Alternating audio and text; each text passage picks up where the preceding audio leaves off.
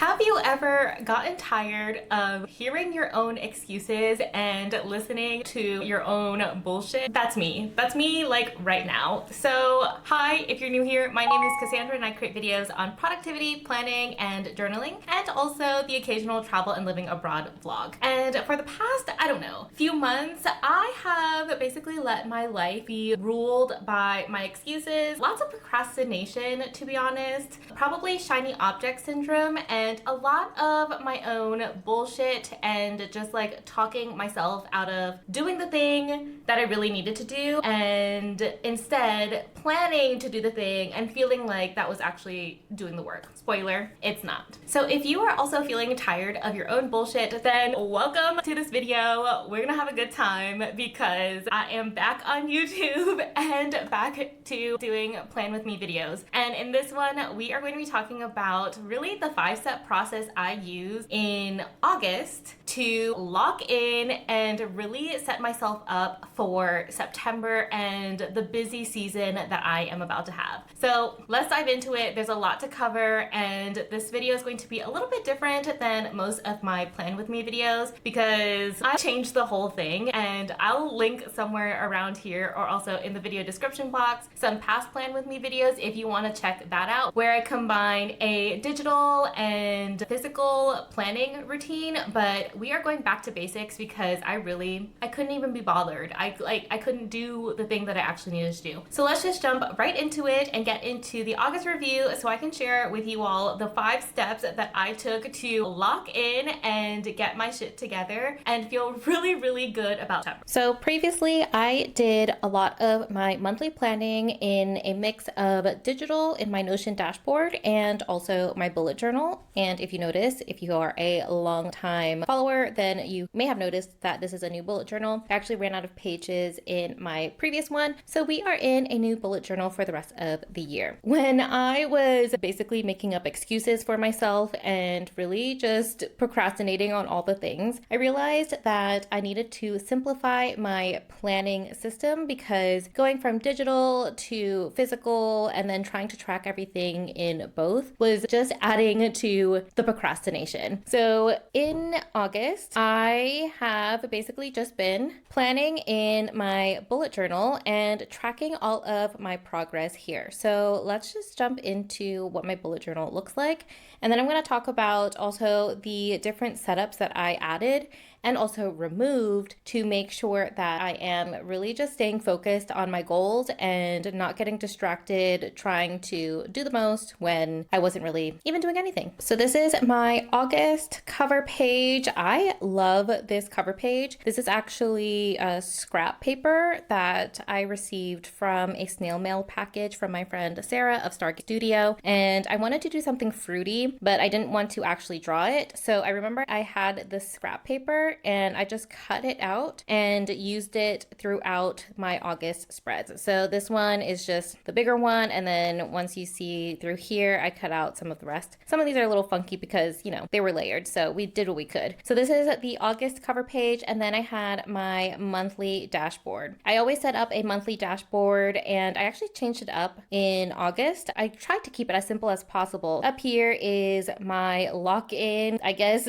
focus for the month. This is really like a reminder for me, the intention that I want to have, and if I ever get distracted from things, then I can always turn to this and just remind myself, like, this is what I'm supposed to be focusing on for this month. Then I broke it down into my top 3 goals and wrote down the 3 biggest action steps that I needed to follow and created bullet journal style so that I can color it in once I finish it. Here I also put creative projects because I wanted to get back into social media and also YouTube. And then I am planning a workshop series at a local via here in Laredo to host 4 different social media and marketing workshops. Of course, I also have my habit trackers, and to be honest, I probably shouldn't have put the habit trackers in August because I wasn't really tracking anything. As you can see, this is completely blank. I did quite a bit of this stuff, but then I just never tracked it. I was just not into going back and like marking that I actually did something, and instead just left this blank. I still have my people to see and then the books to read. So I'm still working on Harry Potter number 5 Right now I'm in the middle of the book. I'm at the part where Professor Umbridge is really on her rampage, and she pisses me off so much that I'm struggling to get through the rest of Harry Potter number 5 because every time I read about her, it pisses me off. And then I'm reading this new book called Beautiful Ugly for my cousin book club. So me and my cousins are reading through that book together and then meeting every couple weeks to chat about it. So this is pretty much the same with my regular monthly bullet journal setup. My dashboard has changed a little bit. I will probably keep the top 3 goals because I think this is really helpful to return to and just make sure that I am following the action steps if I ever get lost in them. I think for September we won't be doing the habit trackers because I don't know, I'm not feeling it right now, and I feel like me tracking my habits is not really a good use of my time. It's really just me doing it at this point. To the next couple pages. So this is my calendar spread. Isn't this cute? I love these little orange, I don't know if they're oranges, tangerines, grapefruit, I don't know. But this is my calendar spread. I started adding this in, I don't remember when, but a while ago in my other bullet journal because I realized that I wasn't remembering what I was actually doing throughout the month. And sometimes I forget to take pictures on my phone, so then I just don't have any recollection of what I actually did, who I actually saw. So I started doing my calendar spreads and then writing down the important dates that I have. So anything in purple are like birthdays or important days. Vacation is in purple, so then you see that. And then anything in pink are just like little reminders about what actually happened that day. So for example, I'm recording this on the 26th and I'm hanging out with my friend Marta tonight to grab frozen yogurt. And then I also did a morning walk and walked 2.14 kilometers. Things like that. They're just like little moments that I want to remember because sometimes if I don't write this stuff down, I will not remember it. This also helps when I do my monthly review, by the way, because I can actually return to this and see what I actually did and remember like any key moments, favorite things, or what I can improve. After my calendar monthly spread, I added in a new spread. So these are the monthly tasks. And then I have a budget spread. So I've done a budget spread before, but this actual setup is really different. What I used to do was just like income, expenses, and that was tracking more like my life expenses.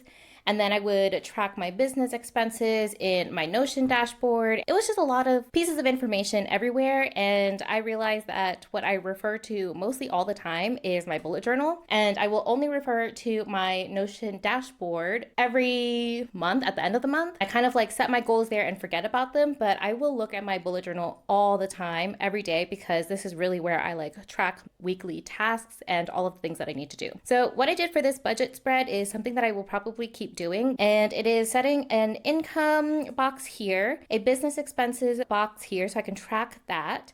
And then what I did was break it down by weekly spending, and this will be my personal spendings. It kind of helps me to create a weekly habit. This is something that I would do on like my Sunday reset day, is sit down and just review the expenses that I had for the week, and I can track things like when I went out to dinner, if I bought something, all of that stuff. And down here, this is when I will actually write down how much I actually spent for that month. So I think this setup is a lot better than what it was before, and it is helping me to create a weekly habit to review my budget, because if you have been following me for a long time, you may know that I am an intuitive budgeting finance person, and we can't be making decisions off of intuitive budgeting because I don't really know the true numbers that are going in and out of my bank account. You gotta get more diligent with that. So that is this budget spread. This is a new spread that I added into my bullet journal for monthly tasks, and I broke it down by personal and also brand and business. So this would be more things like my YouTube channel, plans to progress, and any like social media related things that I want to do for myself. Ooh.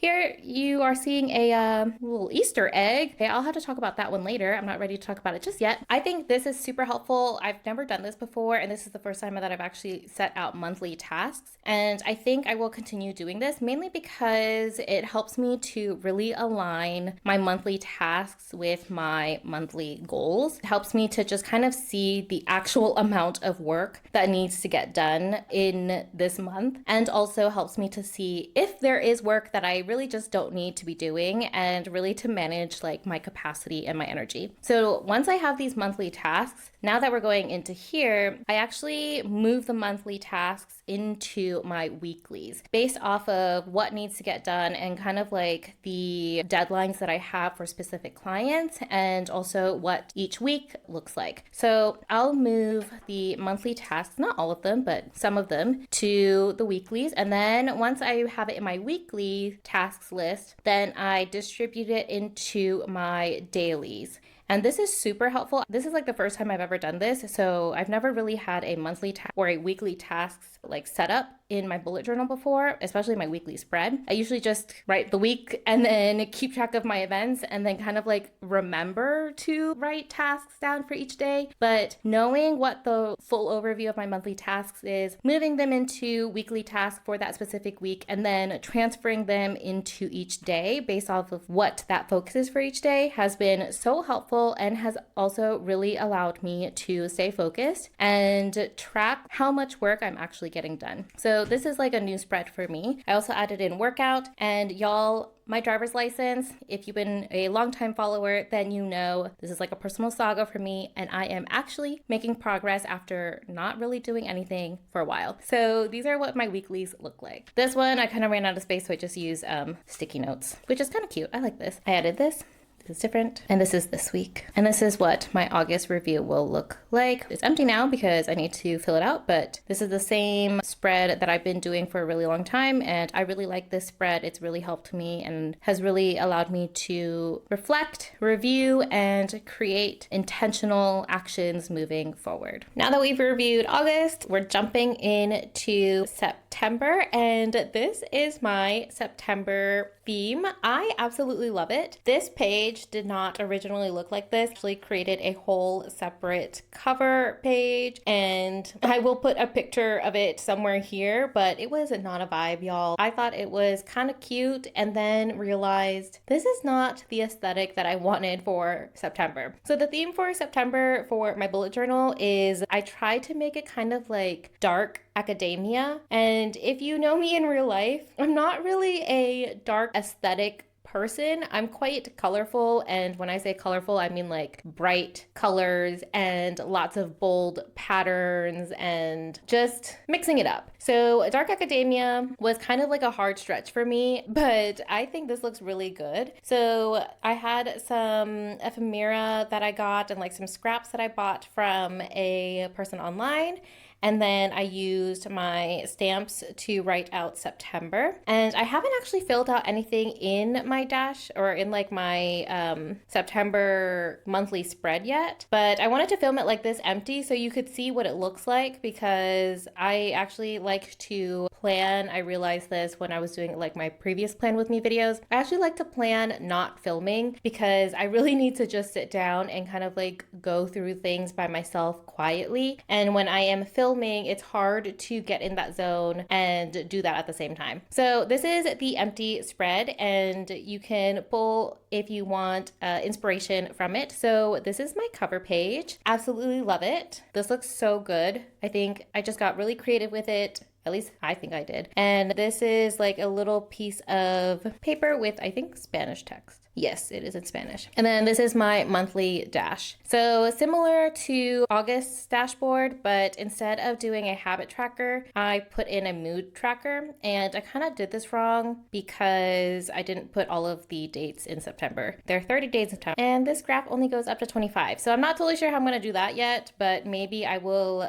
stick something like a different piece of paper on this to cover it up and actually track the 30 days. I wanted to do a mood tracker because I started noticing that maybe this is because I'm getting older, but I started noticing that my mood fluctuates quite a bit throughout the month, depending on like my menstrual cycle and also if I have like more stress or more projects that I need to take on. And I really want to be able to track that to actually see what it is that is causing all of these mood fluctuations. So this is the first time I'm ever going to do a mood tracker, and I'm very excited to see what it looks like by the end of the month. My monthly dashboard, again, the top here is going to be my focus of the month. I need to write down like what my word is, my intention, and then what that means to me. I have my top 3 goals that I will list, and then the action steps, my creative projects, and then I have people to see, so the people that I want to keep in contact with this month, and then any books or media that I want to consume. That's my monthly dashboard. Then I have the monthly tasks page. I need to break it up again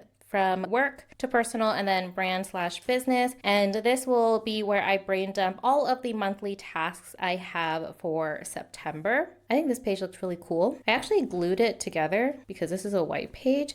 And this is an extra sheet, actually. This didn't exist before. And then I have my budget tracker. So here is a similar spread from last month. And we have my income box, business expenses, and then I will track my weekly spending. And then down here is where I will write like the totals for all of them. I got really creative in this monthly spread, y'all. There's a lot going on here. I really tried. And then I have my September monthly calendar. In here, this is where I will write any important dates like birthdays, events, any trips that we have, and then also any like moments or I don't know, things that I did that month that I want to just remember. It could be that I went on a run, or it could be that I met up with somebody for lunch or anything like that. So that's what I will track here. And that's it for my September setup. I will go into my weekly spreads here, but I'm not totally sure what that will look like yet. So I need to sit down and actually plan that out. But I'm really proud of what September looks like and feel really good about it because I feel like thanks to tracking my top 3 goals in my bullet journal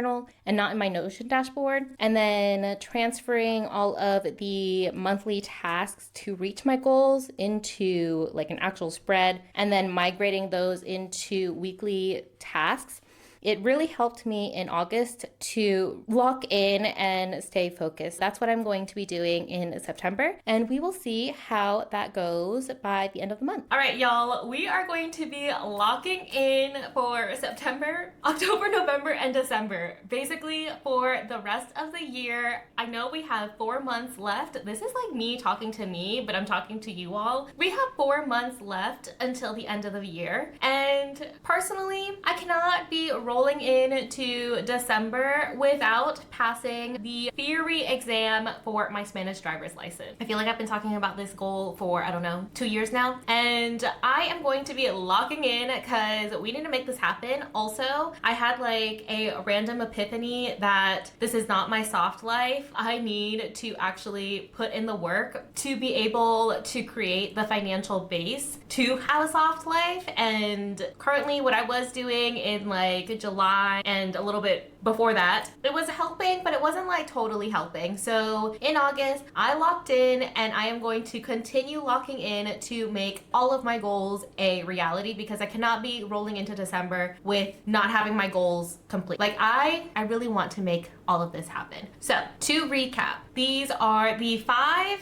steps, I suppose, that I took to lock in August that I'm going to be taking into September. Number 1 is to simplify my planning routines and systems. I love planning, and I can complicate planning to no end because I just love the act of actually sitting down to plan. But because I wasn't actually taking initiative and doing the work after the planning, it was not working. My planning was like really nice and fun and cute with like lots of stickers, but there was no implementation. And to make sure that I actually do the work, I am simplifying my planning routines and systems, and that means that we are getting rid of the Notion dashboard for now. May return to use it later, but for now, I believe September, maybe until the rest of the year, I'm going to just be doing my planning in my bullet journal and writing things down, which actually takes me to number 2. Number 2 is to write things down, and I do that. I already write things, like a lot of things down, but in August, I actually wrote all the things down when it came to my monthly tasks,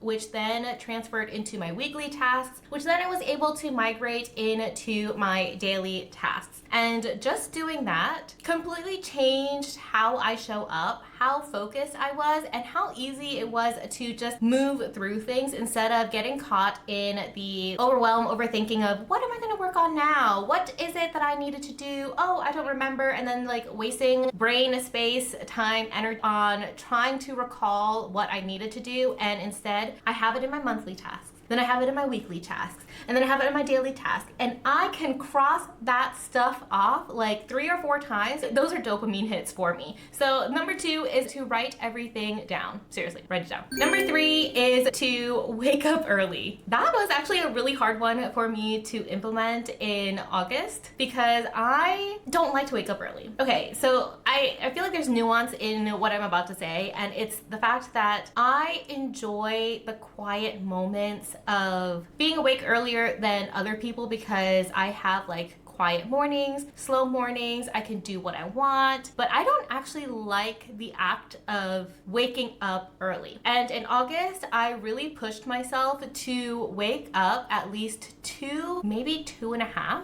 hours before I actually started work. I felt like it was such a huge exaggeration to wake up that early because usually what I do is I snooze my alarm, roll over, fall back asleep, and then sometimes I will wake up around 9:30 and then not get out of the bed until like 10:30, and then maybe I would start work at 11. And now with all of the things that I actually needed to do because I was procrastinating all of it, I could not be waking up at 9:30 and then getting out of bed at 10 to start work at 11. So now I have been really diligent about waking up at least 2 hours prior to starting work and just giving myself those 2 hours for me. That usually looks like doing some sort of movement, journaling, drinking coffee, and then also studying for my driver's license, and then anything else that I actually have time for. Honestly, it's made such a huge difference. So I know waking up early is not fun, but I actually love the fact that I can wake up early and have allowed myself to wake up early so that I have my own time before all of like the notifications start rolling in, or I need to respond to all these emails, requests, and all of that stuff. Number 4 is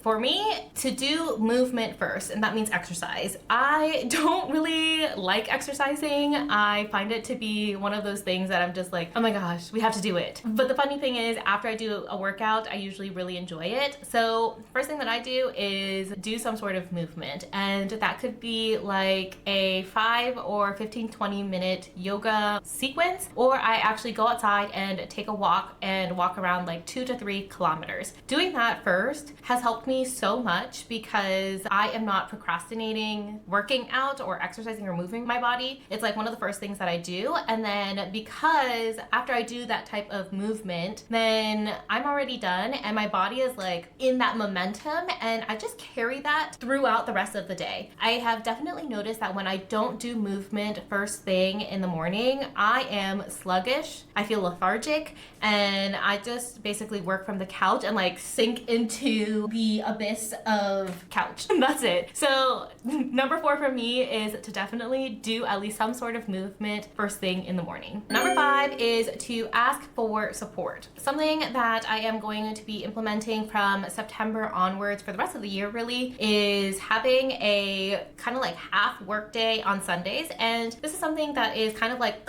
to me because as a recovering workaholic, I used to work on the weekends, and especially during COVID and the pandemic when we were just inside all the time, I just worked every single day because I didn't have anything else to do. And I'm really cautious about trying not to fall into kind of like workaholic tendencies. So me actually saying I want to work on Sundays, kind of a knee-jerk reaction like in my body. But the reason why I'm doing this is because I noticed that during the week I don't want to be working until really late hours. I want to have like my weekends free, not my weekends, but like my evenings free to be able to meet up with friends or to do an activity in the afternoons. To be able to do that, I realized that I need to dedicate at least a few hours of my Sunday to do some work, and that work is usually like prep work or batch recording content. I had to ask my partner, not really ask, but I had to communicate to my partner that, hey, I would like support in this. So that means that, yeah, it's going to suck from September to December that we can't really make plans on Sundays, but I really want to dedicate time to this because I think it will actually help me. And surprisingly, communicating that to my partner was really great because he was really supportive, and also I think he was like, finally, she is locking in, especially after the year and a half years that I've had. So he was really supportive of that and also understood that, okay, we just need to rearrange some of our scheduling to allow us to take like half of the Sunday to dedicate to work, or at least me. And then we can plan like date nights on another day, or we can do low-key things so that I'm not tired to come home and do my admin tasks. And that was really helpful. It's also helpful that I asked two of my close friends to just keep me accountable and share with them like where I'm at, and having them support me back has been really, really helpful to lock in and to come up with a really good plan from September to December. Okay. Final last thing. Apparently I haven't been on YouTube for a while and I just needed to like catch up with you all, and yep. So number 6 bonus is for me to actually dedicate time to play and disconnect. I was looking back at my August and thinking about those were the 5 processes, steps, systems, whatever it is you want to call them, that actually really supported me to lock in. And then also it was the fact that I took off for a whole week to play and have vacation time. During that time off, like we had a staycation, my partner and I, and we just came up with like fun little activities to do every single day, and it was really chill, really low key. It wasn't like a vacation that you get back from that you need to take another vacation for, because we didn't do that much. We just had really wholesome, fulfilling activities. This is what I'm trying to build more into like my day-to-day, not just the weekends, which is why I want to dedicate half of my Sundays to actually doing prep work and like admin things, so that my weeks aren't just like work, disconnect from work, lay around, wait until dinner, and then go to sleep. It could be work, meet up with a friend, or maybe take an evening walk with my partner, or whatever else it is, something just fun that I can include in my day-to-day to have more time to play, and also just like true disconnection time. Like no looking at my phone, thinking about like pending emails, no trying to record content. It's just me existing in the world and living my life. All right, y'all, that's all I've got for September's Plan With Me video. I am really making a big effort to try to come back onto YouTube. I have such a huge backlog of videos that I want to create and want to share with you all. There's the Camino de Santiago videos that I have pending. Yes, I did that in June. You can see that here. And there's just a lot going on that I'm really excited to bring forth. And it is lock in time, you all. Let me know in the comments what your goals for September are, if you are locking in with me for the rest of the year, or if you're taking like a soft rest of the year for the rest of the 4 months. Whatever it is, let me know. Let's catch up, y'all, because I feel like I haven't talked to you in forever. All right, this video was probably really long. I was probably really yapping a lot, but you know, I am a talker. Anyways, I will see you all in the next video, and don't forget to give this video a thumbs up, subscribe, and share this with somebody else who might need to lock in for the rest of the year. Ciao!